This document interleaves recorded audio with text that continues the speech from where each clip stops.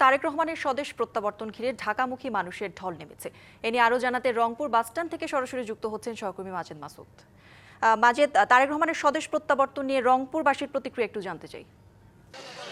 কৌরি, আপনি জানেন যে 2008 সালের 11 সেপ্টেম্বর থেকে 2025 সালের 25শে ডিসেম্বর প্রায় 17 বছরেরও বেশি সময় নির্বাসিত জীবনের ইতি টেনে তারেক রহমান দেশে ফিরছে। তাই আসলে সারা দেশের মানুষের যে বাঁধভাঙা উচ্ছ্বাস, একই উচ্ছ্বাস রয়েছে রংপুরের মানুষেরও। এখানকার মানুষ আসলে তারা উদ্বেলিত, আনন্দে উচ্ছ্বাসিত।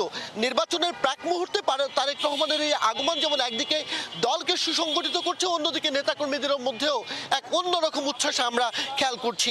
এরই মধ্যে রংপুর বিভাগের যে 10টি সাংগঠনিক জেলা রয়েছে, রাজনৈতিক সাংগঠনিক জেলা, সেই জেলাগুলো থেকে প্রায় 4 লাখ মানুষ ঢাকামুখী হওয়ার জন্য প্রস্তুতি নিয়েছে তাদের দল থেকে। আমি কথা বলেছিলাম বিএনপির কেন্দ্রীয় কমিটির সাংগঠনিক সম্পাদক আসাদুল হাবিব দুলুর সাথে। তিনি যে বিষয়টি জানিয়েছেন যে রংপুর বিভাগের 10টি সাংগঠনিক জেলা থেকে প্রত্যেক জেলা থেকেই বাস, ট্রেন, হাইএক্স ভাড়া করে তারা কিন্তু ঢাকা অভিমুখে গেল 3 দিন থেকে যাত্রা শুরু করেছেন। কিছুক্ষণ পরেই রংপুরের এই কামারপাড়া এলাকা থেকে প্রায় 50,000 মানুষ একযোগে ঢাকার উদ্দেশ্যে রওনা করবে শতাধিক বাসে করে। এজন্য প্রস্তুতিও নিচ্ছেন রংপুর মহানগর বিএনপির যিনি আহ্বায়ক রয়েছেন শামসুজ্জামান শামু। এখানে একজনের সাথে কথা বলতে চাই, জানতে চাই আপনার কাছে, ঢাকা যাওয়ার প্রস্তুতি নিয়েছেন, আসলে অনুভূতিটা কি? নেতা তো ফিরছে।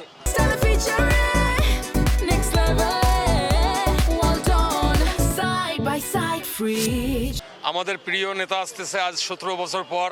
তাকে দেখার জন্য, কাছাকাছি যাওয়ার জন্য এই মুহূর্তে ঢাকার উদ্দেশ্যে আমরা রওনা দেব। রাত্রে যাপন করব, সকালে এয়ারপোর্ট চলে যাব, ওখানে প্রিয় নেতাকে দেখার জন্য যাব।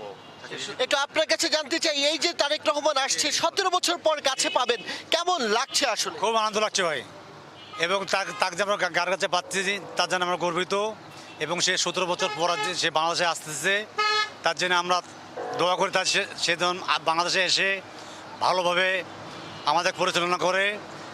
এই যে যাতায়াতের তো একটি ভোগান্তি আছে, এই ভোগান্তির মধ্যে কোনো ক্লান্তি কাজ করবে কিনা? না না, আশা করা যায় কোনো ভোগান্তি হবে না, সবকিছু এখন পর্যন্ত ক্লিয়ার আছে।